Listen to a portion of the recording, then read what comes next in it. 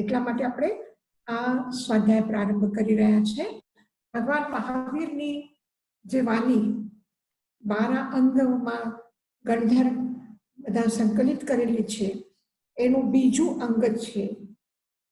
ત્રીજું અંગ છે સ્થાનાયન સૂત્ર. પહેલું આચરા, પછી સુઈગડા અને હવે સ્થાનાયન. ઠાણમ પણ કહેવાય છે. સ્થાનમની આ સૂક્તિ છે અને આપણા માટે ઘણા આચાર્યો આના પાછળ પોતાની સાધના, પોતાનું જીવન લગાવી દીધું છે કે જેના કારણથી આ પ્રભુના વાણીના શબ્દો સચવાઈને રહ્યા અને આપણા સુધી આવ્યા છે. કારણ કે આજે આપણા પાસે આટલા બધા સાધનો છે, આપણે આટલા દૂર બેઠા છતાં અને એટલા પ્રતિકૂળ વાતાવરણમાં પણ આ શબ્દો આપણા પાસે છે. એને આપણે વાંચી શકીએ, મનન કરી શકીએ, ચિંતન કરી શકીએ. પણ તમે કલ્પના કરો કે જ્યારે લખવાના પણ પૂરા સાધનો નહોતા, જ્યારે કંઈક ટેપ કરાવ્યું છે, ફક્ત મનુષ્ય પાસે, સાધકો પાસે, આચાર્યો પાસે પોતાની ભાવના હતી અને પોતાનું સ્મરણ શક્તિ. કેટલું એ યાદ રાખી શકે અને કેટલા લોકોને તૈયાર કરી શકે કે એ જ્ઞાનના પ્રવાહને આગળ લઈ જઈ શકે. અને એનું માધ્યમ ફક્ત એનું પોતાનું જ્ઞાન હતું. એ જ્ઞાન સિવાય એના પાસે બીજું કોઈ માધ્યમ નહોતું. તો એવા સાધનો પોતાની સાધનાથી એને બરાબર એમાં વધારેમાં વધારે ઉમેરું કર્યું અને જ્ઞાનને વધારેમાં વધારે એને પ્રાપ્ત કર્યું અને જ્ઞાનને પોતાના સ્વરણ શક્તિમાં એને સ્થિર રાખ્યું, ધારણામાં રાખ્યું અને પછી એ પોતાના જેવા લોકો તૈયાર કરીને એને આપ્યું અને એને એના શિષ્યને આપ્યું.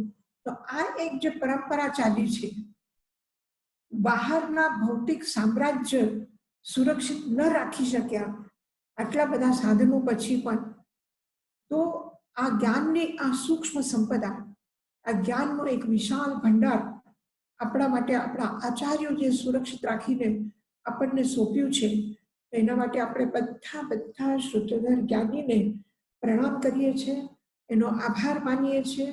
આપણે વિશેષ રૂપમાં આભાર માનીએ છીએ. એની મહતી કૃપા છે, મોટા આશીર્વાદ છે આપણા સાથે પરમ પૂજ્ય ગુરુદેવ અને આચાર્ય શ્રી ચંદ્રજીના, કે જેમને આપણે સ્વાધ્યાયમાં રુચિ જગાડી છે, પ્રભુના વાણીમાં વિશ્વાસમાં એમને ઉમેરું કર્યું છે અને સિવાય ભગવાનના બીજું કાંઈ એને ખબર નથી, આવી રીતે એને જીવન જીવ્યું છે. આજે આપણે આચાર્ય શ્રીજીને સાંભળીએ છીએ તો ફક્ત એનું એક જ ચિંતનનું કેન્દ્ર છે, એક જ એનું જ્ઞાન પ્રાપ્ત કરવાનું એક જ કેન્દ્ર છે, એ છે ભગવાન મહાવીર. અને ભગવાન મહાવીરથી લક્ષ્ય કરીને અને પોતાનું જીવન એમાં લગાવીને જે પામ્યું છે એ આપણને એમને બરાબર પ્રેરિત કર્યું છે. તો એમના ખૂબ ખૂબ આપણા ઉપર ઉપકાર છે. એ ઉપકારને આપણે સ્મરણ કરીને આપણે થોડું કંઈ પ્રયત્ન કરીએ છીએ કે એ વાણીને આપણે સ્વાધ્યાયમાં, મનનમાં, ચિંતનમાં લાવીને આપણે બીજાને પણ આપણે પ્રેરણા આપીએ અને બીજાના પણ મનમાં આ શુદ્ધ રુચિ, જ્ઞાન રુચિને, ધર્મ રુચિને વધારવાની કોશિશ કરશું. તો પહેલી સ્થાનાંક સૂત્રની પહેલી સૂક્તિ છે, એગે મરણે અંતિમ શારીરિયાનમ. આ જન્મ અને મૃત્યુ બરાબર પ્રત્યેક જીવનો એક સમયમાં અસંખ્યાત જીવો જન્મ લે છે, અસંખ્યાત જીવો મૃત્યુને પામે છે અને આ ચક્ર બરાબર ચાલુ જ છે. દરેક વ્યક્તિનો પણ ચાલુ છે અને આખા બ્રહ્માંડમાં જેટલા જીવ છે એનું પણ બધાનું ચાલુ છે કે એક જન્મ લે એટલે મૃત્યુ પામે, તરત જ બીજું જન્મ, પાછું ત્યાંથી મૃત્યુ, પાછું એનાથી આગળ જન્મ, અનાદિકાલથી આ કરતા આવ્યા છીએ. તો આ જન્મ અને મૃત્યુનો અંત આવી શકે છે તો એકમાત્ર જેનું પૂર્ણ વિતરાગ ભાવમાં આવી ગયા છે, બધા રાગ અને દ્વેષને જેને ક્ષય કરી દીધા છે, પરમ જ્ઞાની, કેવલ જ્ઞાની છે, અનંત જ્ઞાની છે, એનું જ જન્મ પાછું થવાનું નથી. અને આ જીવનમાં જે મૃત્યુ થવાની છે એ એની અંતિમ મૃત્યુ હશે. એટલે અંતિમ એકે મરણે, એમનું એક જ મરણ હવે છે. એકે મરણે, એક મરણ છે. કયું મરણ છે? કે જે અંતિમ શરીર એને ધારણ કર્યું છે, આ શરીરનું છેલ્લું એક જ મરણ છે. એવા કોણ છે? તો મુક્ત થવા વાળી જે આત્મા છે, એ મુક્ત થવા વાળી આત્માનું જે અંતિમ શરીર વર્તમાનમાં જે એ જીવે છે, આ શરીરની એક જ મૃત્યુ છે. એના પછી કોઈ દિવસ એને મૃત્યુ થશે નહીં. એ જન્મ અને મૃત્યુથી પાર થઈ ગયા છે. હવે માત્ર એક શુદ્ધ વિશુદ્ધ પરમ આત્મામાં જ એનું રમણ છે. પરમ આત્મામાં જ જ્ઞાનની પર્યાયો બદલાય છે અને પરમ જ્ઞાનની સ્થિતિમાં છે. એટલે એકે મરણે અંતિમ શારીરિયાનમ, શારીરિયાનમ એટલે શારીરિક આરામ, જેને શરીર ધારણ કર્યું છે એનો એક જ અંતિમ મરણ છે. કોનું? જે મુક્તાત્મા મુક્ત થવાના છે, જે ભવિષ્યમાં એ જ ભાવમાં જે મુક્ત થવાના છે, આવા મુક્ત આત્માઓનું એક જ મરણ હવે છે. એક જ વખત હવે શરીરનો અંત થવાનું છે. એના પછી એનો જન્મ નથી, એટલે મૃત્યુ પણ નથી. આવ્યું બરાબર ધ્યાનમાં? એકે મરણે હવે એની એક જ વખત મૃત્યુ થશે. કોનું? જેને અંતિમ શરીર ધારણ કર્યું છે. અંતિમ શરીર એટલે આ શરીરનો અંત થયા પછી પાછું એ બીજું શરીર ધારણ નહીં કરશે. શરીર ધારણ ક્યારે કરે છે? જ્યારે જન્મ લે છે. જો જન્મ જ નહીં લે તો પછી એ શરીર ધારણ કરવાના નથી. એટલે અંતિમ શરીર જેમાં જે વર્તી રહ્યા છે, અંતિમ શરીરમાં જે વર્તી રહ્યા છે, એની હવે એ અંતિમ શરીરની એક જ મૃત્યુ થવાની છે. તો એવા જે મુક્ત આત્માઓ છે, હવે એના પછી એ કોઈ દિવસ એનું મરણ કે જન્મ થવાનું નથી. આવ્યું? બધાને સમજાઈ ગયું? હા યશાજી મહારાજ. હા. એકે મરણે અંતિમ શારીરિયાનમ, વાંચી શકો હતા? એકે મરણે અંતિમ શારીરિયાનમ, અંતિમ શારીરિયાનમ અર્થ સમજાય છે? એક જ મરણ, એક જ મૃત્યુ છે હવે. અંતિમ શારીરિયાનમ, જેને અંતિમ શરીર ધારણ કર્યું છે, એની હવે એક જ મૃત્યુ છે. હવે આ સ્થાન સૂત્રની ચર્ચા છે. સ્થાનમ એટલે સ્થાન. કયું કયું સ્થાન? કે એક સંખ્યામાં જે પણ એક વસ્તુ આવશે એ બધાનું એક સંખ્યામાં એને વર્ણન કર્યું છે. પછી 2, પછી 3, પછી 4, પછી 5, પછી 6, એવી રીતે અંકના હિસાબથી એને સૂત્રો કર્યા છે. જેવી રીતે એકે મરણે, એવી જ રીતે હવે આગળના સૂત્રમાં કહે છે कि एके अहम परिमा जम से आया परिकिले सती, एगा एक ज अहम परिमा, अहम એટલે અધર્મ, પરિમા એટલે વિકૃતિ. એક જ અધર્મની એવી વિકૃતિ છે. જમ સે આયા પરિકિલે સતી, જેનાથી આત્મા ક્લેશને પ્રાપ્ત કરે છે, દુઃખને પ્રાપ્ત કરે છે. દુઃખને પ્રાપ્ત કરવા વાળી કઈ વિકૃતિ છે જીવનમાં કે જેના કારણથી દુઃખ આવે છે? એ કહે છે કે એ વિકૃતિ એક જ છે. એ કઈ વિકૃતિ છે? અધર્મ છે. અધર્મના કારણથી જીવનમાં વ્યક્તિ આત્મા દુઃખ પ્રાપ્ત કરે છે, ક્લેશ પ્રાપ્ત કરે છે. તો ક્લેશ અથવા દુઃખનું કારણ એની અધર્મ પ્રવૃત્તિ છે, અધર્મ વૃત્તિ છે. અહમમાં પડીમાં, અહમમાં પડીમાં, અહમમાં અધર્મ, પડીમાં એટલે વિકૃતિ. એટલે આપણે રાગ અને દ્વેષ કહીએ તો 2 થાય. એક જ પૂછું, એક જ એવું કયું કારણ છે કે જેનાથી જીવ દુઃખ પામે છે? તો એક કારણ કયું છે? તો એ છે અહમ, અધર્મ. એકા અહમ પડીમાં જમસે આયા, જેનાથી આત્મા પરિકિલેસતી. શરીરના દુઃખના કારણ તો ઘણા બધા છે કે જો શરીરમાં કોઈ બીમારી હોય તો દુઃખનું કારણ છે, સમય ઉપર ખાવા ન મળે તો દુઃખનું કારણ છે, શરીર સમય ઉપર એ સૂઈ ન શકે, જાગી ન શકે, કામ કરી ન શકે તો એ પણ એના દુઃખનું કારણ છે. સમય ઉપર અનુકૂળ વસ્તુ, અનુકૂળ સાધનો ન મળે તો એ દુઃખનું કારણ છે. સમય ઉપર એને કોઈ એની કેર કરવા વાળું ન મળે તો એના માટે દુઃખનું કારણ છે. પણ આત્માનું દુઃખનું કારણ શું છે? આયા શબ્દ એને કહ્યું છે, જીવન નથી કહ્યું. જમસે આયા, જેનાથી આત્મા દુઃખ પામે છે એવું કયું કારણ છે? સંસારમાં આટલા બધા કારણો છે, આટલી બધા વસ્તુ છે, આટલા બધા પદાર્થો છે, આટલી બધી વ્યક્તિઓ છે. આ વચમાં આપણે જીવી રહ્યા છે. આપણા આંખના સામે અસંખ્યાત જીવો છે, અસંખ્યાત અનંત પદાર્થ છે, અનેક અનેક પ્રકારની પરિસ્થિતિઓ છે, પણ એમાં ક્યાંય દુઃખનું કારણ નથી. એ બધા એક તરફમાં છે અને એક જ કારણ આત્માના દુઃખનું જો આપણે ગોતીએ તો એનું એક જ કારણ છે કે સિવાય અધર્મથી કોઈ કારણ નથી. કારણ કે ધર્મ જે છે એ સુખ છે, ધર્મ જે છે એ આનંદ છે, ધર્મ જે છે એ શાંતિ છે, ધર્મ જે છે એ પ્રેમ છે.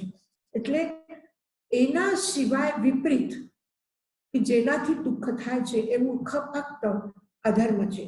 એટલે એગા અહમ પડીમાં એક અધર્મ જ એવી વિકૃતિ છે, જમસે આયા, જેનાથી આત્મા પરિકિલેસતી, આત્મા દુઃખને પ્રાપ્ત કરે છે, આત્મા દુઃખથી ક્લેશ પામે છે, કષ્ટ પામે છે. તો આ બીજી સુક્તિ આવી ધ્યાનમાં ઠાણાયને સમજાયું બધું બધાને? તો યશાજી મહારાજ, હા, અધર્મ અધર્મ એનો મતલબ કે આપણે દ્રવ્યનું જે સ્વરૂપ છે એ ના જાણીએ, એ અધર્મ કે આપણને ખબર નથી આત્મા શું છે? વ્યવહારિક પરિભાષા કરી અને અંતરંગ પરિભાષા કરી. ધર્મ આપણે આચારમાં પણ લઈ લીધું અને જીવનના અંતરંગ વિચારમાં, જ્ઞાનમાં પણ લીધું છે.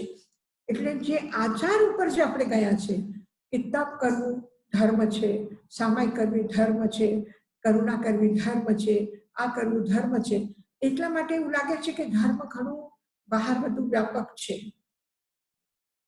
પણ તમે વિચારો કે કોઈ વ્યક્તિને સેવા કરે, દાન આપે, તપશ્ચર્યા કરે, બધું કરે, પણ એના અંદરમાં જો અંતરંગમાં ક્યાંય પણ એક અધર્મની વૃત્તિ હશે, અહંકાર હશે, તો એમ થશે કે મેં આટલી સેવા કરી, કોઈ મારું સન્માન ન કર્યું, મેં આટલું મોટું દાન આપ્યું, કોઈ મને મહત્વ ના આપ્યું.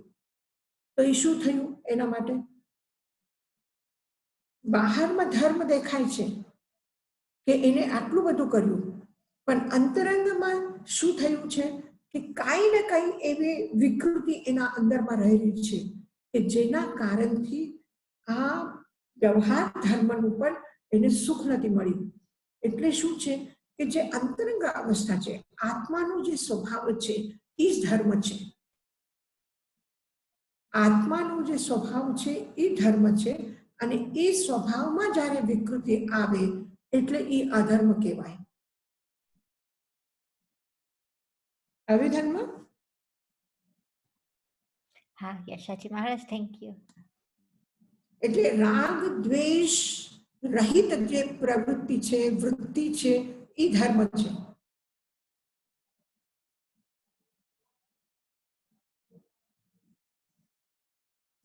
એગા અહમ પડીમાં એક અધર્મ પ્રવૃત્તિ વિકૃતિ છે કે જેમ જમસે આયા પરિકિલેસતી, જેનાથી આત્માને દુઃખ પામે છે, ક્લેશ પામે છે, એવી એક જ વિકૃતિ છે, એ છે અધર્મ.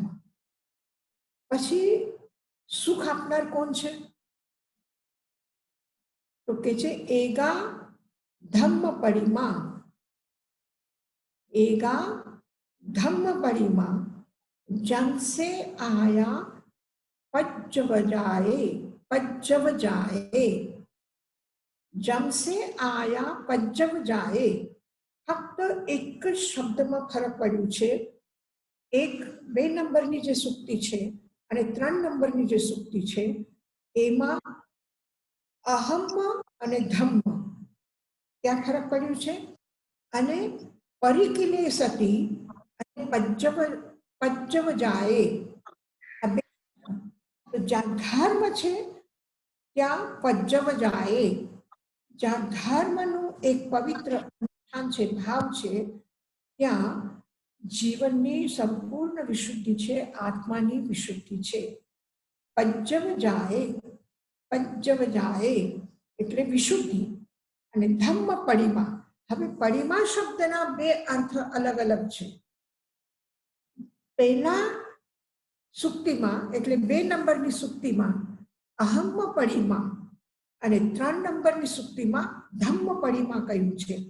તો પરિમા શબ્દ બધી જગ્યા વાપર્યું છે, બંને જગ્યા, પણ અહમ પરિમામાં અધર્મની વિકૃતિ અર્થ છે અને ધમ્મ પરિમામાં ધર્મ ભાવના, ધર્મનું ભાવ, અનુષ્ઠાન। આ વિધાનમાં તમે શબ્દો પર ધ્યાન રાખશો ને તો તમને જ્યારે પણ તમે પોતે આ સુક્તિને વાંચશો તો તમને અર્થ ક્લિયર થશે। એગા ધર્મ પરિમા, એક ધર્મનો પવિત્ર ભાવ છે, અનુષ્ઠાન છે। જંસે આયા પજ્જવ જાય, જેનાથી આત્मा શુદ્ધ થાય છે, જેનાથી આત્મા શુદ્ધ થાય છે। એટલે ધર્મ કરતી વખતે પણ જે વ્યવહાર ધર્મ છે, વ્યવહાર ચારિત્ર છે, એનું પાલન કરતી વખતે પણ જે બાહ્ય સંયમ છે, બાહ્ય તપ છે, એ કરતી વખતે પણ જો અંતરંગમાં ધાર્મિક ભાવના જો પૂરી હશે, ધર્મ જો હશે, તો પછી એનાથી તમને વિશુદ્ધિ આવશે, કોઈ દિવસ અશુદ્ધિ પ્રવેશ ન કરે। હવે તપ કર્યું છે પણ મારા તપનું સન્માન ન થયું, મારી સેવા ન થઈ, મારા માટે કોઈ કંઈ કર્યું નથી, આ ભાવ જો અંદરમાં હશે તો એ તપમાંથી શુદ્ધિ નહીં થાય। પણ અંતરંગમાં પણ માત્ર જીવનના આત્મવિશુદ્ધિ માટે મારું તપ છે, આત્મવિશુદ્ધિ માટે હું સાધના કરું છું, આત્મવિશુદ્ધિ માટે હું સ્વાધ્યાય કરું છું, આત્મવિશુદ્ધ શુદ્ધ ભાવથી હું કરું છું, એના સિવાય મને બીજું કઈ અપેક્ષા કોઈના પાસેથી નથી। આ શુદ્ધ ભાવથી એટલે અપેક્ષાનો મતલબ એટલે ક્રોધ નથી, અહંકાર નથી, એટલે ગુસ્સામાં આવીને કામ નથી કરવું, કોઈના સામે જોવાનું નથી, કોઈના સાથે વાત કરવી નથી, એટલે ચોપડી લઈને વાંચવા પૈસા, તો એ સ્વાધ્યાય ન કહેવાય, એ તપ ન કહેવાય। આ એમાં અંદરમાં અહમ પરિમા છે અને ધમ્મ પરિમા બસ આવો ભાવના સાથે કે પ્રભુના વાણી પ્રતિ જીવનમાં આ જ એક વિશ્વાસ પેદા કરવા વાળું છે અને પૂર્ણ વિશ્વાસના સાથે કે આ જ સાચું માર્ગ છે। તમેવ સત્યમ, પ્રભુ તમારી જ વાત જીવન માટે યોગ્ય છે, સાચી છે। આ ભાવ સાથે આ પોઝિટિવ આ વિચારોને, આ ભગવાનના વચનને આપણે હૃદયમાં ધારણ કરીએ તો એના સિવાય સંતુષ્ટિ, આત્મ પ્રસન્નતા અને એમાં કરેલું કાર્ય એ પ્રસન્નતાને વધારે છે, ધર્મને ધર્મ વધારે છે। તો એકા ધમ્મ પરિમા જંસે આયા પજ્જવ જાએ, પજ્જવ જાએ, જેનાથી આત્મા વિશુદ્ધ થાય છે। એવું શું છે, શેનાથી વિશુદ્ધ થાય છે? હવે કોઈ પૂછે કે ઘણો અંધારો છે અને એ અંધારામાં શું કરીએ કે પ્રકાશ આવે? શું કરીએ? જેવી રીતે કાલે રાતના, રવિવારે રાતના બધા રાતના 9 વાગે દીપક પ્રગટાવવા વાળા છે ઇન્ડિયામાં। તો હવે એ વખતે જે અંધારું છે એકદમ, તો એ અંધારામાં જો પ્રકાશ લાવવું હોય તો કોણ પ્રકાશ લાવી શકે છે? એક દીવો પ્રગટાવો તો અંધકાર દૂર થઈ શકે છે. તો જીવનમાં આત્મા ઉપર લાગેલી કાલિક, આત્મા ઉપર આવેલું અંધારું, આત્મામાં આવેલા અંધારાને આ દૂર કરવા વાળું માત્ર એક જ દીપક છે, એ છે ધર્મનું દીપક. એ ધર્મની અનુષ્ઠાન આ જ જીવનમાં વિશુદ્ધિ લાવી શકે છે. એકા ધમ્મ પડીમાં એક ધર્મનું અનુષ્ઠાન જમસે આયા પજ્જવ જાય, જેનાથી આત્મા વિશુદ્ધ થાય છે. હવે ચોથી સૂક્તિ છે.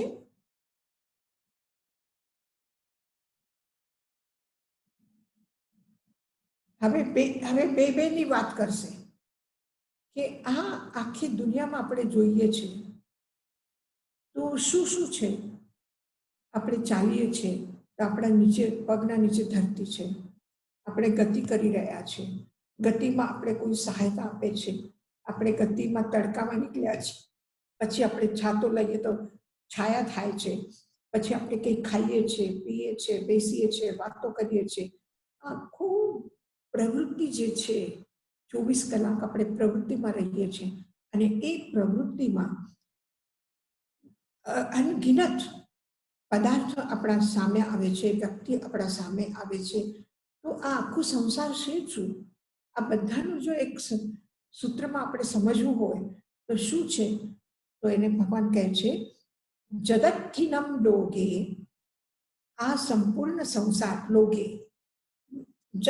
જગતથિનમ લોકે, આ આખા સંપૂર્ણ વિશ્વમાં જો કોઈ બે શબ્દ છે કે જેનાથી આપણે આ સંસારને સમજી શકીએ છીએ, તમ સંપમ દુપો આરમ, આ બધા બે તત્વો છે. કયા બે તત્વો છે? એક જળ અને એક ચેતન. જગતથિનમ લોકે તમ સંવમ દુપો આરમ, જે તમે સંસારને આખા બ્રહ્માંડને જો તમે જુઓ છો, આમાં તમને જો વર્ગીકરણ કરવું હોય, એને જો તમને સમજવું હોય તો આખી દુનિયાને તમે બે શબ્દમાં સમજી શકો છો કે આ દુનિયામાં જે કંઈ છે આ યા તો જીવ છે યા જળ છે, ચૈતન્ય છે અથવા જળ છે. આ બે જ તત્વ છે દુનિયામાં. આખી દુનિયાનો જે એટલું વિરાટ રૂપ આપણા સામે છે, આ વિરાટ રૂપ ખાલી બે તત્વ છે, એક જળ તત્વ છે, એક ચેતન તત્વ છે. જગતથિનમ લોકે તમ સંવમ દુપો આરમ, આ સંપૂર્ણ લોક, એનું જે મને સમજવું છે, જાણવું છે, તે આખું સંવમ, તે આખું દુપો આરમ બે તત્વથી ભરાયેલું છે, જળ અને ચેતન. પછી ઉપર ધર્મ પ્રતિમા પડીમાં કહ્યું છે ધમ્મ પડીમાં, તો કે ધમ્મ પડીમાં કેટલા પ્રકારની છે? દુવિહે ધમ્મે, ધર્મ બે પ્રકારના છે. દુવિહે, દ્વિવિધ, દો પ્રકારના ધર્મ છે. કયા બે ધર્મ છે? સુય ધમ્મે જેવ ચરિત્ર ધમ્મે જેવ, એક શુદ્ધ ધર્મ છે અને એક ચારિત્ર ધર્મ છે. સુય ધર્મે શું છે? કે જે તત્વ જ્ઞાન છે, જે સાંભળીને આપણે જ્ઞાન પ્રાપ્ત થયું, એ શુદ્ધ જ્ઞાન, શુદ્ધ સાંભળીને, પ્રભુની વાણી સાંભળીને જે જ્ઞાન થયું છે એ શુદ્ધ જ્ઞાન છે. તો સૂર્ય અને એ પ્રમાણે જે આપણા અંદરમાં વિશુદ્ધિ આવી છે એ સુય ધર્મે છે. તો શુદ્ધ ધર્મ, જ્ઞાન ધર્મ અને ચારિત્ર ધર્મ, આ બે પ્રકારના ધર્મ છે. આ ધર્મ જે આજે પંથ અને સંપ્રદાયના નામ ઉપરથી ઓળખાય છે, ત્યાં બૌદ્ધ ધર્મ છે, જૈન ધર્મ છે, ક્રિશ્ચન ધર્મ છે, આ મુસ્લિમ ધર્મ છે, તો એ વાસ્તવિક ધર્મના સંબોધન નથી. આ જે છે આ ખાલી બહારના એના ક્રિયાકાંડને જોઈને એનું વિભાજન કરેલું છે. અથવા એ જેનાથી આ ધર્મનું પ્રારંભ માને છે એના ભક્તો, એ વ્યક્તિના સાથે જોડાઈને જે જુએ છે એને અધર્મ કહ્યું છે. જેવું કે બુદ્ધ સાથે જોડીને બૌદ્ધ ધર્મ કહ્યું, કે મોહમ્મદ સાહેબને જોઈને પણ મુસ્લિમ ધર્મ કહ્યું, કે જીસસને જોડીને ક્રિશ્ચિયન ધર્મ કહ્યું. તો એવી રીતે નહીં, વાસ્તવિક ધર્મ જે છે આ બે જ છે, એક જ્ઞાન ધર્મ અને એક ચારિત્ર ધર્મ. તો હું તમને એક મહત્વપૂર્ણ વાત કહેવા માંગુ છું કે આપણે પર્યુષણમાં મહાવીર જયંતિમાં ભગવાનના જન્મ કલ્યાણક ઉજવીએ છીએ. અને ખાસ કરીને જ્યારે ચૈત્ર શુક્લા ત્રયોદશીના જન્મોત્સવમાં અમુક જગ્યામાં વંચાય છે, ન પણ વંચાય, એક ઉત્સવના રૂપમાં ઉજવાય છે. પરંતુ જે પર્યુષણમાં મહાવીર જયંતિ આપણે ઉજવી છે એમાં ખાસ કરીને કલ્પસૂત્રનું વાંચન મહત્વપૂર્ણ છે.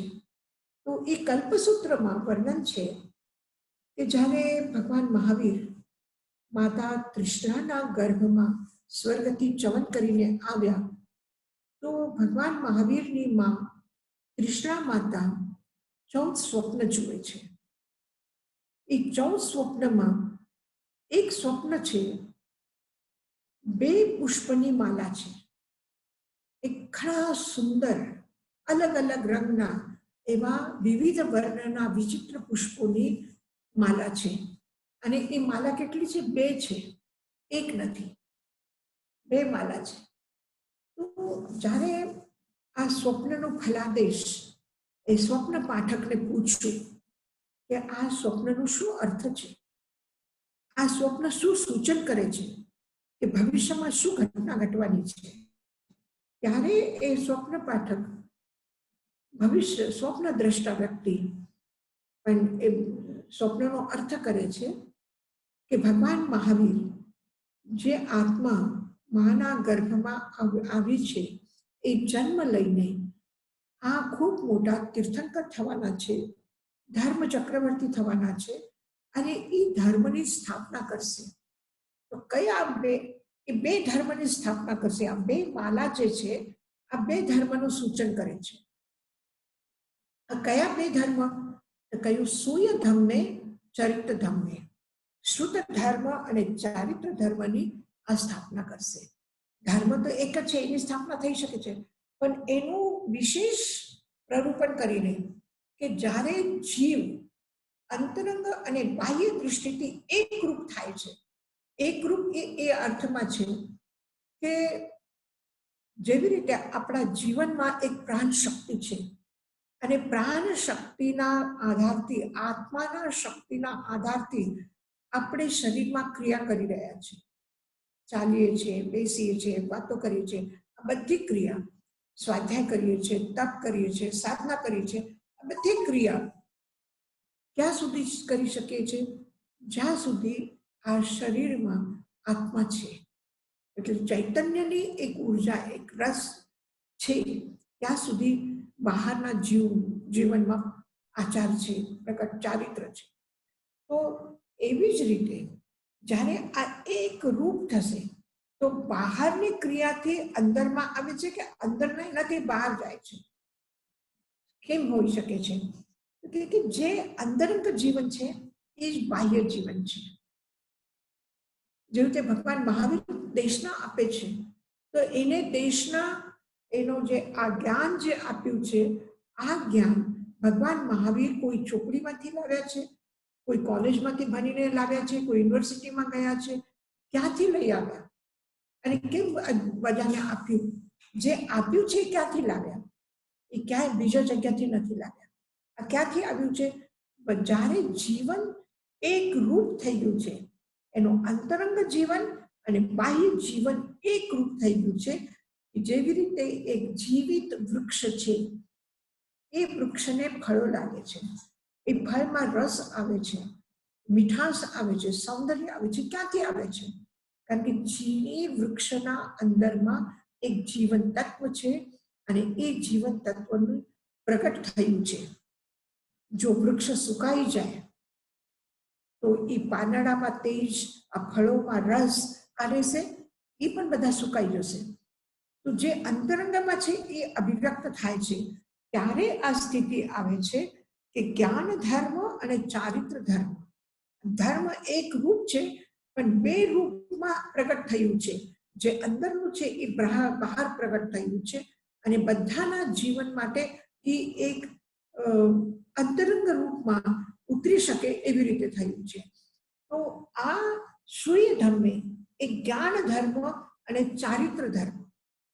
તો જ્ઞાન ધર્મ અંદરનું ઉત્સ જાગે છે અને એમાં સ્થિતિ પેદા થાય છે. એ ચારિત્ર છે. સ્થિતિ આત્માની ચારિત્ર. જ્ઞાન આત્માને જાણે છે અને આત્મભાવમાં સ્થિત રહેવું એ એનું ચારિત્ર છે. જ્ઞાન ભાવનું પ્રગટ થવું એ એનું ચારિત્ર છે. તો જ્ઞાન ધર્મ અને શુદ્ધ ધર્મ આ બે પ્રકારના ધર્મ છે.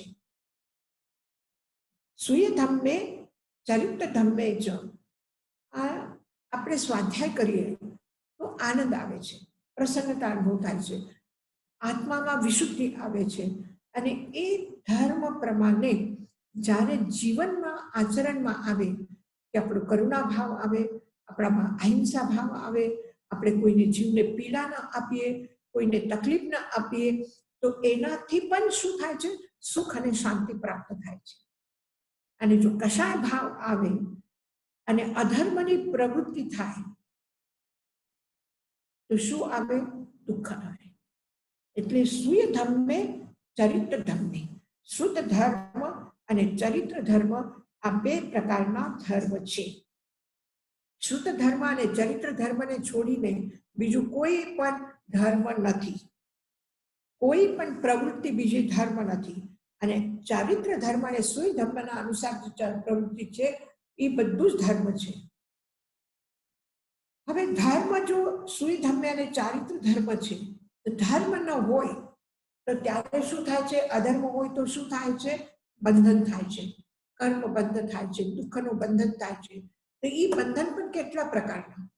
એ કહે છે દુવિહે બંધે. દુવિહે બંધે બે પ્રકારના બંધ છે. વેચ્ચ બંધે ચેવ દોષ બંધે ચેવ. વેચ્ચ બંધે ચેવ દોષ બંધે ચેવ. બંધન બે પ્રકારના છે. વેચ્ચ બંધે પ્રેમ રાગના બંધન અને દ્વેષનું બંધન. રાગ અને દ્વેષ આ બે બંધન છે. દુવિહે બંધે બે પ્રકારના બંધન છે. એક રાગનું બંધન છે અને એક દ્વેષનું બંધન છે. દોષ એટલે દ્વેષ, વેચ્ચ એટલે રાગ. આ પ્રેમ શબ્દ થોડું ભ્રમ પેદા કરે એવું છે. પ્રેમ અને રાગમાં ફરક છે. આ પ્રેમ શબ્દ રાગ અર્થમાં પણ વપરાય છે, પણ ખરેખર પ્રેમનો અર્થ કરુણા, અહિંસા અને અનુકંપામાં જાય છે. પણ એટલા માટે વેચ્ચનો અર્થ આપણે રાગ જ કરવાનું કે જેનાથી આપણા મનમાં કોઈ ભ્રાંતિ ન રહે. રાગ બંધન અને દ્વેષ બંધન. રાગનું બંધન અને દ્વેષનું બંધન. રાગનું બંધન એટલે આસક્તિ અને દ્વેષનું બંધન એટલે હિંસા. હિંસા જ્યારે થાય છે ત્યારે દ્વેષ બુદ્ધિથી હિંસા થાય છે અને આસક્તિ જે થાય છે એ રાગમાંથી આસક્તિ આવે છે. અને બંનેમાંથી બીજા દોષો પેદા થાય છે. જૂઠ બોલવાનું, ચોરી કરવાનું, અબ્રહ્મ સેવન કરવાનું, પરિગ્રહ, એ બધું આવે છે આ બેમાંથી જ. રાગમાંથી આવે છે અને દ્વેષમાંથી આવે છે. અને ખાસ કરીને જે અપરિગ્રહ અને અહિંસા જે છે, તો અપરિગ્રહ અને અહિંસા તો એનો વિપરીત છે પરિગ્રહ અને હિંસા. તો હિંસા આવે છે દ્વેષ બુદ્ધિમાંથી. જ્યાં સુધી કોઈના પ્રતિ દ્વેષ ન હોય ત્યાં સુધી હિંસા ન થાય. અને જ્યાં સુધી આસક્તિ નથી ત્યાં સુધી પરિગ્રહ ન આવે. રાગ હોય તો આસક્તિ આવે, આસક્તિમાંથી પાપ આવે. દ્વેષ હોય તો હિંસા આવે અને હિંસામાંથી બીજા બધા દોષ પેદા થાય, બધી પ્રવૃત્તિ થાય. એટલે મૂળ અહિંસાનું જે જડ છે, કારણ છે, આ દ્વેષ છે. અને આસક્તિનું જે કારણ છે એ રાગ છે. એટલે રાગ અને દ્વેષ બહાર વ્યવહારમાં જ્યારે અંદરમાં રાગ હશે ત્યારે બહારમાં આસક્તિ દેખાશે, જ્યારે અંદરમાં દ્વેષ હશે ત્યારે બહારમાં હિંસાના રૂપમાં આ દ્વેષ પ્રગટ થશે. એટલે બે પ્રકારના બંધન છે. પેચ બંધે દોષ બંધે. દ્વેષ બંધન રૂપ છે, રાગ બંધન રૂપ છે. દુબીહે બંધે બે પ્રકારના બંધન છે. યશાજી મહારાજ, હા બોલો. આ તમે આસક્તિ કયો છો એનો જરાક સમજાવો. આસક્તિ એનો અર્થ શું થાય? આસક્તિ એટલે શું છે કે આ મને ગમે છે, આ બસ મને જોઈએ છે. હા, સમજી ગઈ. આ નથી ગમતું એ હટાવી દેવું છે, એટલે હિંસક વૃત્તિ પેદા થાય, દ્વેષ બુદ્ધિ.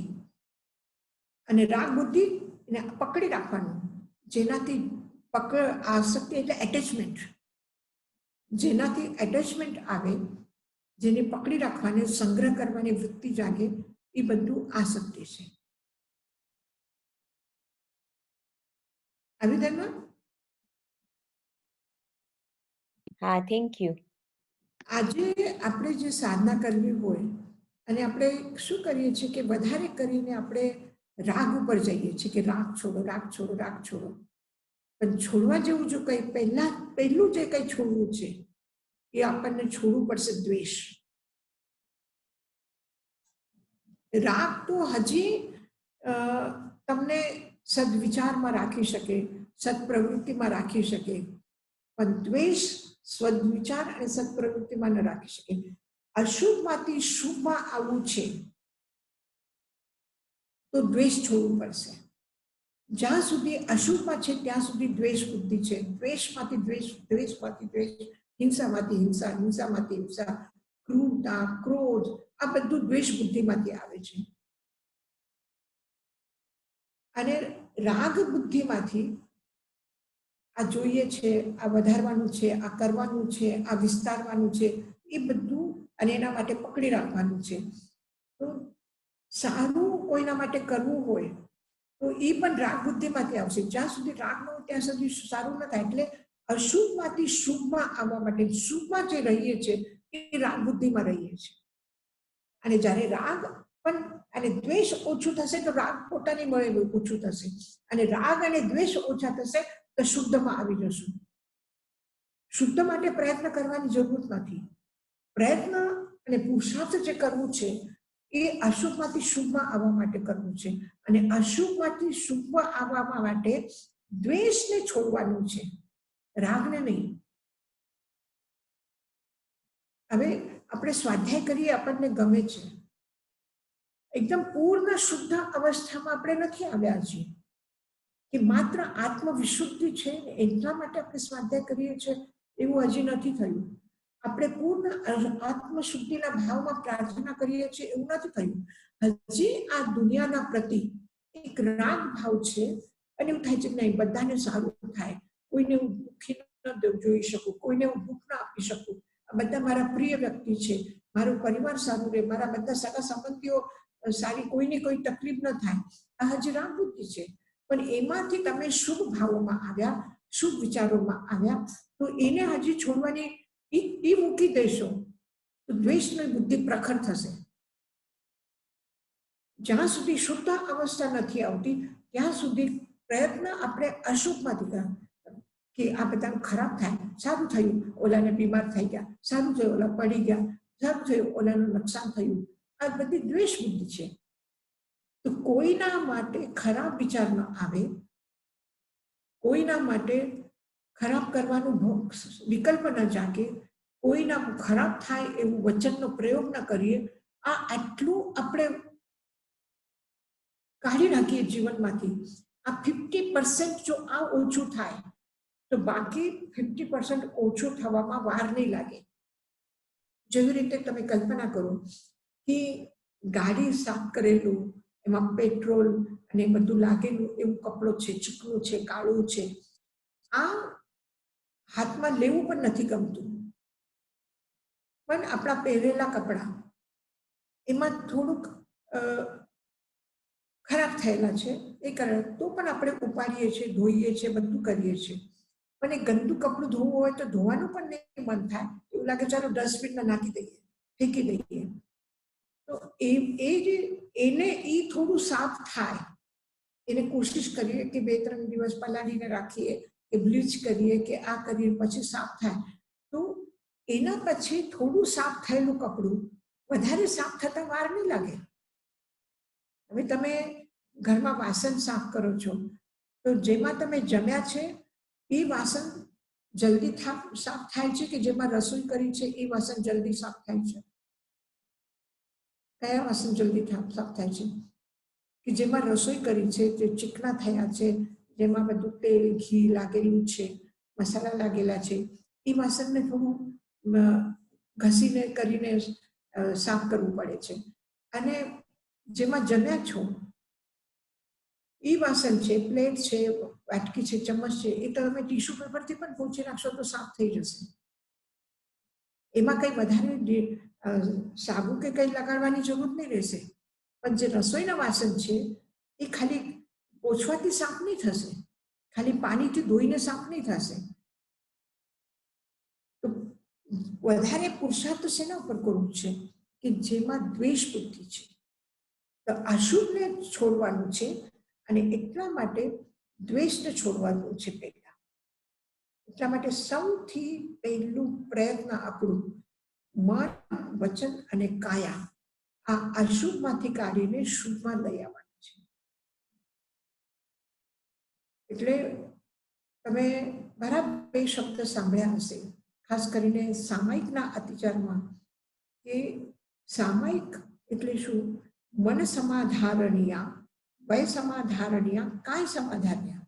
મનનું સંયમ, વાણીનો સંયમ અને કાયાનો સંયમ. અને એમાં અતિચારમાં શું છે?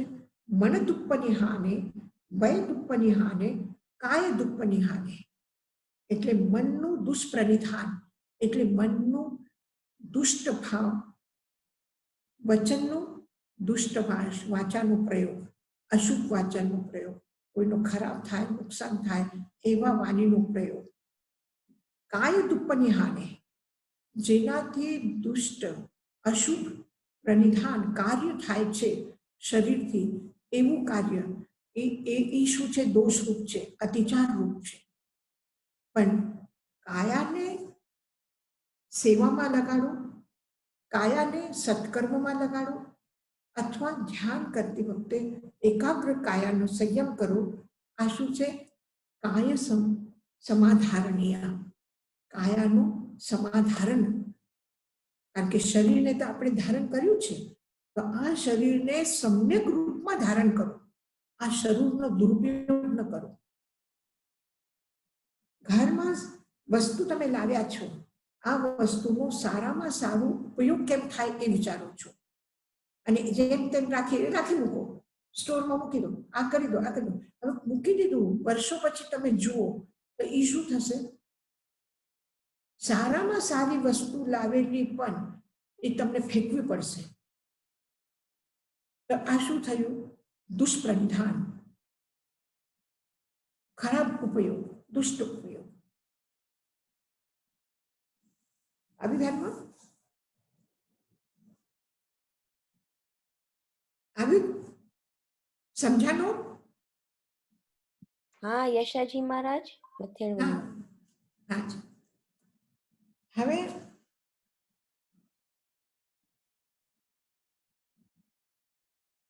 એ પ્રશ્ન પણ કેટલા સુંદર છે કે હિંસા કેવી રીતે થાય છે? હિંસા ક્યારે થાય છે? કે આચારામ સૂત્રમાં જ આપણે પહેલા વાંચ્યું છે એમાં કે હિંસા કયા વિચારમાંથી થાય છે? કે આ સામેના વ્યક્તિ, એ વ્યક્તિને મને માર્યું છે, મને નુકસાન પહોંચાડ્યું છે, એટલે હું એને મારું છું. આ વ્યક્તિ મને માર્યું હતું, મારા સાથે ગલત વ્યવહાર કર્યો હતો, એટલે હું એના સાથેનું બદલું લેવા માંગુ છું. અને અત્યારે એ મારા સાથે કરે છે એટલે હું કરું છું. અને ત્રીજો વિકલ્પ છે કે ઈ મને મારશે, ઈ મારું ખરાબ કરશે, તો હું એનો મતલબ શું થયું કે વર્તમાનમાં હું ભયભીત છું કે એને મને કર્યું, મારા સાથે ખરાબ કર્યું. અતીતમાં એને કર્યું તો એ ભય મારા મનમાં જ છે, અને ભવિષ્યમાં એ મારું કરશે, આ ભય મારા મનમાં છે. એટલે હું આ 3 ભાવમાંથી દ્વેષ બુદ્ધિમાં જાઉં છું. એને મૂળમાં ભય છે સૌથી મોટું, અને ભયથી અશુભ પેદા થાય છે, ભયમાંથી દ્વેષ પેદા થાય છે. એટલે કે કિમ ભયાપાના, પ્રાણીને શેનું ભય છે? કિમ ભયાપાના, પ્રાણી જીવ શેનાથી ભયભીત થાય છે? દુઃખ ભયાપાના, દુઃખના ભયથી ભયભીત છે વ્યક્તિ. દુઃખ ભયાપાના, દુઃખના ભયથી ભયભીત છે પ્રાણી જીવ. તો કીધું દુઃખથી ભયભીત થાય છે, દુઃખ કોને પેદા કર્યું? દુઃખે કે ન કરે, દુઃખ કોને પેદા કર્યું? દુઃખે કે ન કરે, કોને કર્યા છે દુઃખ? દુઃખ કોણ આપે છે? કોઈ પાડોશી મને નુકસાન આપે છે, કોઈ શત્રુ મને નુકસાન કરે છે મારું, કોણ મારા સાથે, કોણ મારું બગાડે છે, કોણ મને ભયભીત કરે છે, કોણ મને મારશે, કોણ મને કરે છે? દુઃખે કે ન કરે, કોને દુઃખ કર્યા છે? જીવેનમ કડે પમાયેનમ, જીવ પોતે જ આ ભયને પેદા કર્યું છે, દુઃખને પેદા કર્યું છે, અને દુઃખથી ભયભીત થાય છે, અને ભયભીત થઈને પાપ કરે છે. તો જીવે ન કરે, જીવ પોતે જ કર્યા છે. કે જીવ પોતા કેમ કરશે? શું કામ કરશે? કોઈ પોતાને પોતાના મોઢામાં મારી લેશે, કોઈ પોતાના કપડા ફાડી નાખશે, કોઈ એને કરશે.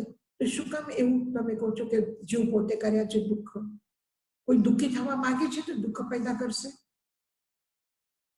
બધા એમ જ વિચારે છે કે મારા ઘરના આંગણામાં સારા ફૂલ હોય, સારા ફળના ઝાડ હોય, તો સારા ઝાડ લગાડું, સારા ફૂલના ફ્લાવરના પૌધા લગાડું, કોઈ દુઃખ નથી. કે પમાયેનમ, અસાવધાનીના કારણથી, પ્રમાદના કારણથી જીવ દુઃખને પેદા કરે છે, અને દુઃખને પેદા કરવાથી એ ભયભીત થાય છે. કિમ ભયાપાના, કેમ વ્યક્તિ કોનાથી ભય ખાય છે, કોનાથી ભયભીત થાય છે? કેમ ભયાપાના, વ્યક્તિ ભયભીત, પ્રાણી ભયભીત કેમ છે? કે દુઃખના કારણથી ભયભીત છે. દુઃખ ભયાપાના, દુઃખના ભયથી. દુઃખે કે ન કરે, દુઃખ કોને પેદા કર્યા છે? જીવેનમ કડે પમાયેનમ, જીવ પોતે જ પ્રમાદથી દુઃખ પેદા કરે છે. હવે સીધી વાત છે, નાના છોકરાઓ છે, એટલે ઊંઘ આવે છે, ભણવામાં કરતા પણ રમવામાં વધારે મન લાગે છે, એટલે ભણતા નથી. ઊંઘ આવે છે એટલે સૂઈ જાય, ભણતા નથી. અને એક્ઝામ થાય તો શું થાય? સારા માર્ક ન લઈ શકે, ફર્સ્ટ નંબર ન આવે, એના ફ્રેન્ડનું ફર્સ્ટ નંબર આવે, તો પછી એ શું થાય છે? દુઃખી થાય છે. એને સારા માર્ક ન આવ્યા, એ દુઃખી થયું. દુઃખ થયું એટલે શું થયું? કે હવે જો પાછું હું બીજી વખત પણ ફેલ થઈ જઈશ તો, બીજી વખત અસાવધાની થઈ, ધ્યાન ન રાખ્યું, નુકસાન થઈ ગયું. ખબર નથી ક્યારે વસ્તુ લાવી, ક્યારે ફ્રીજમાં મૂકી દીધી, ઘણા દિવસો પછી જોવા ગયા એ ખરાબ થઈ ગઈ, સડી ગઈ, એ થયું. બરાબર? હવે બીજી વખત શું થશે? એમ થયું એટલે ભય રહેશે કે જો પાછી ભૂલ ન થાય, પાછું એમ ન થાય, એ ભય થાય. એટલે એક વખત પછી કોને આ કર્યું હતું? જો બીજા ઉપર આપણે વિચાર કરીએ તો એ મારા હાથની વસ્તુ નથી, કોઈ મારા ઉપર ગુસ્સો કરે તો કઈ મારા હાથની વસ્તુ છે, કોઈ મને નુકસાન પહોંચાડે તો મારા હાથની વસ્તુ છે. એટલે બધું આપણે દુઃખ માટે બીજાને જવાબદાર સમજીએ છીએ, અને બીજાને જવાબદાર જ્યારે સુધી સમજશું, બીજા ઉપર જ્યારે નાખશું બધું, તો કોઈ દિવસ આપણે સુખી થવાના નથી. એની દુઃખની જવાબદારી પોતાની પોતા ઉપર રાખીએ તો પછી આ દુઃખ ઓછા થાય, દુઃખ પેદા ન થાય એવા કારણને આપણે મટાડવાની કોશિશ કરી શકીએ છીએ કે હું સારી રીતે ભણું, હું આળસ નહીં કરું, હું પ્રમાદ નહીં કરું, એ રીતે હું કરું, થોડું એકાગ્ર થઈને કરું, કોન્સન્ટ્રેશન કરીને કરું તો સારું થશે.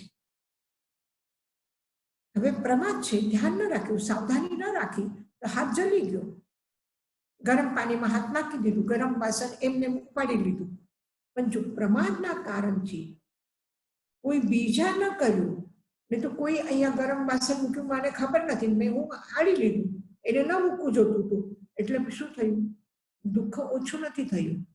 દુઃખને દૂર કરવાના પ્રયત્ન થશે નહીં. જ્યારે હું કહું કે મારી જ ભૂલ છે, મેં જ હમણાં વાસણ અહીંયા ગરમ મૂક્યું હતું અને ગરમ પાણી મૂક્યું ને ગરમ પાણીમાં હાથ નાખી દીધું, મારે જોવું જોતું હતું, ત્યારે આપણે બીજી વખત સાવધાન થઈને આ ઓછું કરવાનો પ્રયત્ન કરશું. એટલે કેટલું સીધું અને કેટલું વ્યવહારિક પ્રેક્ટિકલ છે કે જીવે ન કડે પમાયેનમ, જીવ પોતે અસાવધાન થઈને પ્રમાદમાં રહીને ભૂલ કરે છે અને એના કારણથી દુઃખી થાય છે. અને દુઃખી થાય એટલે ભયભીત થાય. અને સૌથી મોટું શ્રેષ્ઠમાં શ્રેષ્ઠ કઈ છે, જેવી રીતે આપણે પૂછીશું ન બોલીએ અને એમાં કહીએ ને કે દાનાન શેઠમ અભયપયાનમ, કોઈને ભયભીત ન કરો અને કોઈથી ભયભીત ન થાઓ. ભયભીત ન કરવું એટલે અભયદાન આપો. શું કામ મારાથી કોઈ ડરશે? શું કામ મારાથી ભયભીત થશે? કઈ નહીં, એને ખબર છે એનું પ્રેમ છે મારા માટે, તો કાંઈ નહીં. હવે કોના પાસે આપણે નિશ્ચિંત રહી શકીએ છીએ કે જે આપણે ભાવનાને સમજે છે, જે આપણને પ્રેમ કરે છે, જે આપણું સારું નરસું જે છે એ સમજી શકે છે. તો પછી એનાથી આપણે ભયભીત નથી રહેતા, એનાથી દુઃખી નથી થતા. પણ કોનાથી ભયભીત અને કોનાથી દુઃખી થાય છે કે જેના ઉપર વિશ્વાસ નથી, ખબર નથી, બધું આપી તો દીધું છે, પાછું આપશે કે નહીં આપે, પાછું મળશે કે નહીં મળશે, એના કહેવા પ્રમાણે મેં કર્યું, પણ એને મને જે કીધું છે એ મારા ભલા માટે કહ્યું છે કે મને નુકસાન પહોંચાડવા માટે કહ્યું છે કે શેના માટે કહ્યું છે, મેં કરી તો લીધું છે. તો હંમેશા શંકિત, હંમેશા ભયભીત મન રહે છે અને અસાવધાની થાય છે કે શું કામ ન સમજી શકે. તો એટલા માટે સૌથી વધારે છે કે આપણે કોઈને ભયભીત ન કરીએ અને કોઈથી ભયભીત ન થાય. કોઈના બીજા ઉપર ન નાખીએ, પોતાની જવાબદારી પોતા ઉપર લઈને આપણે જો વિચાર કરીએ તો કોઈ દિવસ આવું ન બની શકે, એટલી સાવધાની આપણે રાખી શકીએ છીએ. તો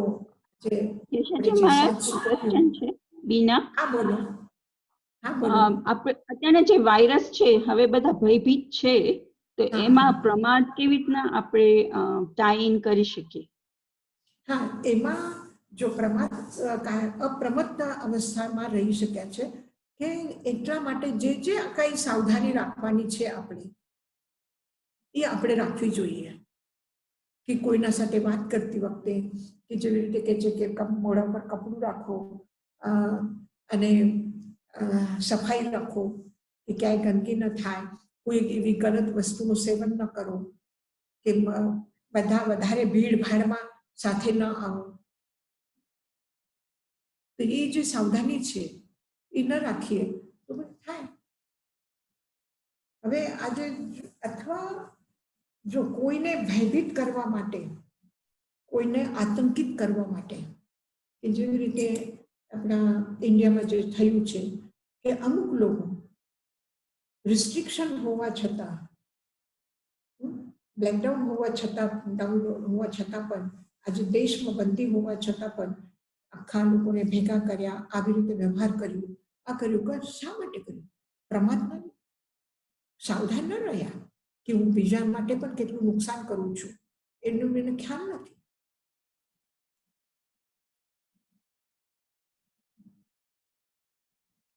અને અપ્રમત્ત અવસ્થામાં કોઈને પણ નુકસાન પહોંચાડવાનું કે કોઈનું પર અહિત કરવાનું કે કોઈની હિંસા કરવાની આ ભાવ જાગે જ નહીં. રાગ અને દ્વેષ બંને પ્રમાદમાં આવે છે, અપ્રમત્ત અવસ્થામાં નથી આવતા. સૌથી વધારેમાં વધારે કષાયનો ક્ષય જે થાય છે એ ક્યાં થાય છે? ચોથા ગુણસ્તરમાં નથી થતું, પાંચમામાં નથી થતું, છઠ્ઠામાં નથી થતું. ક્યાં થાય છે? જઈને સાતમામાં થાય છે. અને સાતમા ગુણસ્થાનમાં અપ્રમત્ત અવસ્થામાં આવ્યા પછી જ કષાય એટલા ક્ષીણ થાય છે કે અંતર મુહૂર્તમાં કેવલ જ્ઞાન થઈ શકે છે.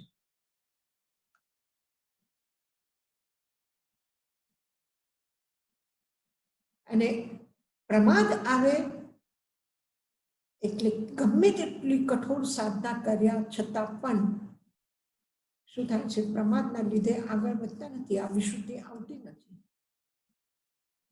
સૌથી મોટું કારણ છે પ્રમાદ. અને સાવધાની રાખો. પહેલા થોડું આપણે પ્લાનિંગ કરીએ, પહેલા વિચાર કરીએ કે એક સાથે બધું આપણે સામાન લાવીને એમાં સ્ટોર કરીએ કે રોજ રોજ માર્કેટમાં ન જવું પડે. અને આ કેટલું સારું છે.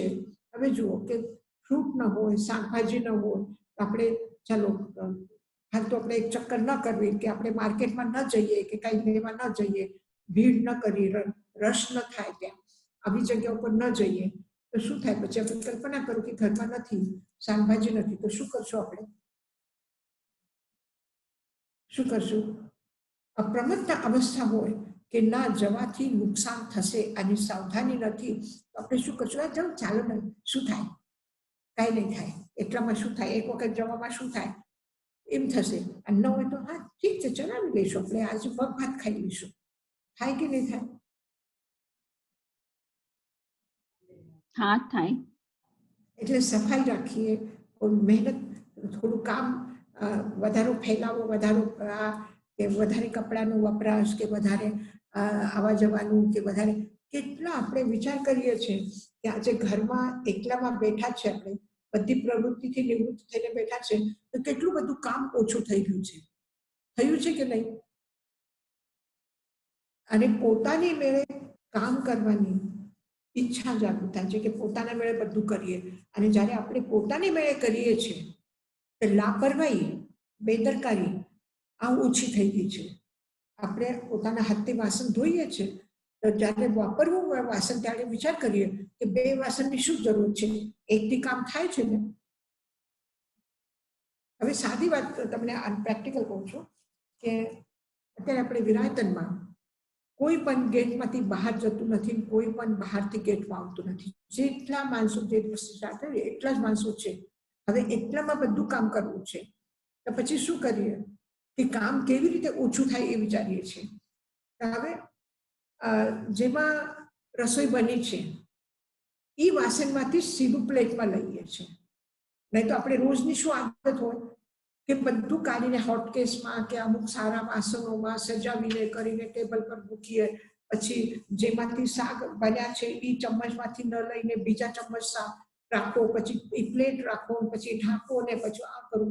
હવે કે બન્યું એટલે તરત જ આવીને બધા આપણા પોતપોતાના એમાં પરોસીને લઈ લે અને પોતાના વાસણ પોતે ધોઈ લે. એટલે કામ કેટલું ઓછું થઈ ગયું. જ્યારે 4 વાસણની જ્યારે જરૂર પડતી હતી હવે એક જ વાસણની એના ઉપર જરૂર પડે છે.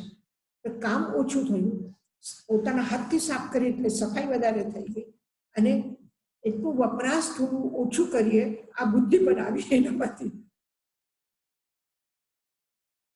અને મોઢા પર પટ્ટી લાગેલી હોય તો થોડું ઓછું બોલવાનું થઈ ગયું છે. વાણીનો પણ સંયમ આવી ગયું છે. એટલે બહુ જ સારું થયું આ વાયરસ આવ્યું. ના, વાયરસ આવ્યું સારું ન થયું, પણ એના માટે પણ આપણે ઘણું બધું શીખવામાં મળી શકે છે. ખરાબના ખરાબ વસ્તુમાંથી પણ સારામાં સારું આપણે કરી શકીએ એ આપણી આવડત છે, આપણું વિવેક છે. અને થોડા વસ્તુમાં આપણે ચલાવી શકીએ છીએ. થોડુંક જે છે, નહીં તો 10 વેરાયટીઝ ને 10 આટલા શાકભાજી અને આટલું બધું સારું ફરસાણ ને આ ને તે બધું જોઈએ, આ જોઈએ, આ જોઈએ, આ જોઈએ, એના કરતા હા આટલામાં ચાલશે. આ આવી ગયું છે. આપણે થોડામાં પણ કેવી સારામાં સારી રીતે, અને આપણે બધા સાથે રહ્યા છીએ, બધા સાથે રહીએ તો થોડા પોઝિટિવિટી વધે છે. એકબીજાના વિચારોને સમજવાની, એકબીજાના ભાવનાને સમજવાની આપણે સમજી શક્યા છે. હવે ગમે તેટલું કોઈના બીજા માટે સારું કરવાનું મન હોય પણ આપણે એટલા બધા બિઝી રહીએ છીએ તો આપણે કરી નથી શકતા. અને હવે એમ થાય છે કે આપણે બધાને બરાબર પૂછી દઈએ કે જમ્યા કે નથી, આ ખાધું કે નથી, આ તમારા માટે આ બનાવું આ બનાવું, એવું લાગે કેટલું મારા માટે કરે છે. એટલે નાની નાની વસ્તુનો પણ આપણા માટે કોઈ કર્યું છે એનો અહેસાસ થવા માંડ્યો છે. ઘણું બધું કોઈ કરતા હોય તો પણ આપણે એને ઇગ્નોર કર્યું હતું, હવે ઇગ્નોર નથી કરતા, હવે એને ધન્યવાદ આપીએ છીએ. તો આ નેગેટિવિટીમાંથી અશુભમાંથી શુભમાં આવવાની એક આપણને તક, એક પ્રસંગ બન્યું છે. અને આપણે કરી શકીએ કે એકબીજાને આપણે ભાવના, સારામાં સારા વિચારો, સારામાં સારી ભાવના, કે આપણે અને ખરેખર એક પર્યુષણ કેમ આપણે ઉજવીએ છીએ એના પાછળ એક વાર્તા છે. એ શું વાર્તા છે? તમને ટાઈમ છે ને હું કહું ને? હા હા યશાજી મહારાજ, હા. એક વાર્તા, એના બહુ પ્રાચીન એક વાર્તા છે એના પાછળ, કે ચોમાસું શરૂઆત થાય એના પછી 49 દિવસ પછી આપણે સંવત્સરી ઉજવીએ છીએ. તો શું થયું કે એક વખત ખૂબ લોકોમાં આપસમાં હિંસા, આપસમાં દુશ્મની, આપસમાં વેરઝેર એટલા બધા વધી ગયા હતા. અને એ વધી ગયા પછી શું થયું કે 7 દિવસ સુધી એવી વર્ષા થઈ, એવો વરસાદ થયો કે ખૂબ બધા પથ્થર પડ્યા, ખૂબ બધી અગ્નિ પડી, ખૂબ બધી આવી જીવાત આ વરસાદમાં પેદા થઈ કે જેનાથી મનુષ્ય પરેશાન. એવી આંધી, એવી ધૂળ, એવી ડસ્ટ, આવી વીજળીઓ, એવા પ્રકાર થયા. આ 7 જાતની વરસાદ 7 દિવસ બરાબર થતી હતી. એટલે કેટલા દિવસ થયા? અને એ વખત બધા લોકો 49 દિવસ આવું થયું ઉત્પાદ, તો કોઈ અગ્નિમાં વરસાદ, જ્યારે અગ્નિની વર્ષા થઈ તેમાં બળી ગયા, કોઈ પથ્થરની માર ખાઈને મરી ગયા, કોઈ કેવા થઈ ગયા. તો એમાંથી જેમ તેમ કરીને થોડાક એવા લોકો આ બધા પ્રલયમાંથી બચીને એક ગુફામાં આશ્રય લઈને રહ્યા હતા. જ્યારે એ ગુફામાં જઈને રહ્યા અને 49 દિવસની આ વરસાદ બંધ થઈ પછી બધા ગુફામાંથી બહાર આવ્યા એટલે એને સૌથી પહેલા વિચાર કર્યો કે આપણે કેમ આ દુઃખને એકદમ અચાનક આવું થયું, કેમ આ સૃષ્ટિનું આમ થયું, અને આટલા દુઃખમાં આપણે કેટલા જીવો ખતમ થઈ ગયા, કેટલા જીવો મરી ગયા, કેવા એવા લોકો જે એટલા પોતાનું એ દેખાડતા હતા કે અમારા જેવા કોઈ નહીં, અમે બધાને મારી શકીએ, અમે બધાનો સાથે ખરાબ વ્યવહાર કરી શકીએ તો પણ અમને કોઈ પકાડી ન શકીએ. એવું જેને અહંકાર હતું, આ લોકોનો અહંકાર ક્યાં ગયો, એનો આ બધું દબદબો ક્યાં ગયો, એમનું આટલું બધું પ્રેશર આવતું હતું લોકોના વચમાં, આવા વ્યક્તિ પણ કેમ એમ થઈ ગયા. પછી એને સંકલ્પ કર્યો. શું સંકલ્પ કર્યો? કે હવે પછી આપણે ખૂબ પ્રેમથી રહેશું, ખૂબ એકબીજાને સાતા આપીને રહેશું, એકબીજાની કેર કરશું, એકબીજા સાથે કોઈ દિવસ કંઈ પણ થોડી કોઈની ભૂલ થાય તો પણ ઉત્તેજિત થઈને વાત નહીં કરશું, આપણા વેરઝેર આપણે ખતમ કરશું, આપણે આપસમાં મૈત્રી કરશું, ફ્રેન્ડશીપ બનાવશું અને આપણે બધા ફ્રેન્ડ બનીને રહીશું. તો આ કંઈ કરી શકશું આ દુનિયાનું ભલું. આપણું આવા કંઈ ભાગ્ય હતા આપણા કે જેમાંથી આપણે બચી ગયા. તો હવે આપણે આજે સૌભાગ્યમાં આપણને જે મળ્યું છે આગળનું જીવન, આ આપણે સારામાં સારું એકબીજા માટે કરવા માટે કરીએ. અને એ દિવસ છે સંવત્સરીનો દિવસ. આ વિધાનમાં જી યશાજી મહારાજ, આખા દુનિયામાં જેનો દુષ્પ્રભાવ થાય આ પહેલી ઘટના છે. મોટા મોટા યુદ્ધ થાય તો એમાં શું થાય છે કે બે દેશ લડે છે, બે રાજા લડે છે, તો એનું નુકસાન થયું, એના પ્રજાનું નુકસાન થયું, એનું બધું થયું નુકસાન. આખા દુનિયાનું નુકસાન ન થયું. કોઈ એક ગામમાં બીમારી આવી તો એ દેશ સુધીમાં એ બીમારી હતી, આખા વિશ્વમાં નહોતી. પણ આ વખતે જે થયું છે આ આખી દુનિયા એનાથી પરેશાન થઈ ગઈ છે. તો આ એમાં જે પણ કંઈ આપણને આવા સારા એ આપણા ભાગ્ય હશે, કે સામુદાયિક કર્મ ન કર્યા હશે, કોઈનો એક સાથે બધા મળીને કોઈ ખરાબ કોઈનો ન વિચાર્યું હશે, કે જે આપણે બચી ગયા છે. અને બચી ગયા છે એમાંથી આપણને હવે આ જે લાઈફ મળી છે આ ગિફ્ટના રૂપમાં મળી છે, તો આપણા જીવનમાં આપણે સારું એવું બધું કરશું અને કોઈ દિવસ કોઈના માટે અશુભ ભાવ, અશુભ વિચાર, અશુભ વાણી, અશુભ મન સમાધારણ્ય, વય સમાધારણ્ય, કાય સમાધારણ્ય અને મિચ્છામિ દુક્કડમ આપીએ છીએ આપણે કે મન દુઃખની હાને, વય દુઃખની હાને, કાય દુઃખની હાને. મારા પ્રમાદના લીધે મેં કોઈના માટે ખરાબ વિચાર્યું હશે, ખરાબ બોલાયું હશે, ખરાબ કર્મ કર્યું હશે, મેં ગલત કર્યું છે અને હવે કોઈ દિવસ આવી રીતે નહીં કરીએ. તો આટલું આ પણ શું છે? આપણે જે મનના જે કશાયનો વાયરસ હતા, આ વાયરસને ખતમ કરીને એક સારા ભાવનો, સારી પોઝિટિવિટી લઈને આપણે જીવન જીવીએ.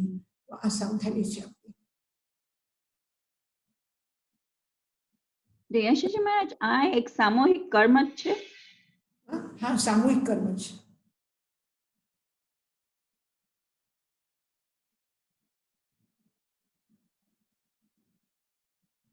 હવે જુઓ ને, કોઈ આપણે એક સારું ક્રિકેટ મેચ જોઈએ છે. ક્રિકેટ મેચમાં જોઈને જે દેશના પ્રત્યે આપણા મનમાં સારા ભાવ નથી, એ દેશ હારી જાય તો દુઃખ નથી થતું.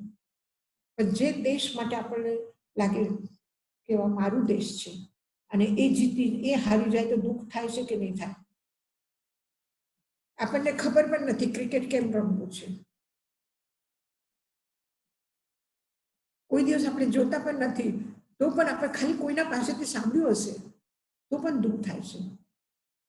પછી નહીં, બરાબર હારી ગયા, સારું જોયું, હારવું જ જોઈએ, સારું જોયું, જીતી ગયા, વાહ વાહ, બહુ સારું થયું. અને રસ્તાથી ચાલતી વખતે કોઈ કોઈને મારે છે, કોઈ કોઈને, એ શું કામ મારે છે? કે એને ચોરી કરી છે, એને કોઈને માર્યું છે. હા, બરાબર છે, મારવું જ જોઈએ, એને દંડ તો આપવું જ જોઈએ. તો આમ કરીને પણ આપણે કર્મ બાંધ્યા હશે ને.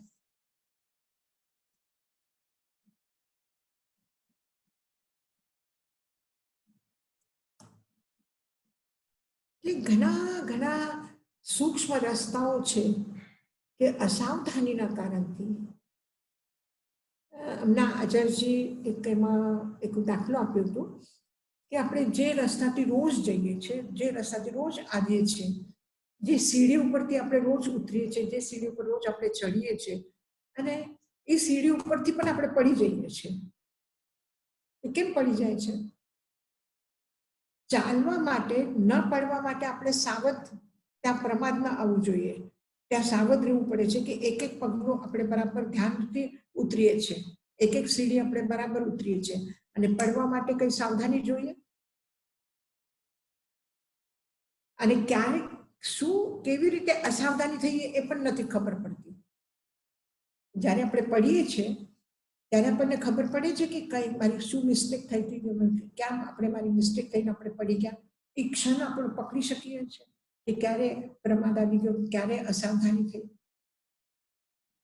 નથી થતા. તો આ એવી બધી અસાવધાની છે, એટલા બધા રસ્તાઓ છે કે કયા રસ્તાથી કેવી રીતે ક્યારે શું આપણે બધા સામૂહિક રૂપમાં કંઈક આપણાથી થઈ જાય છે પાપ, કે જેના કારણથી બધું.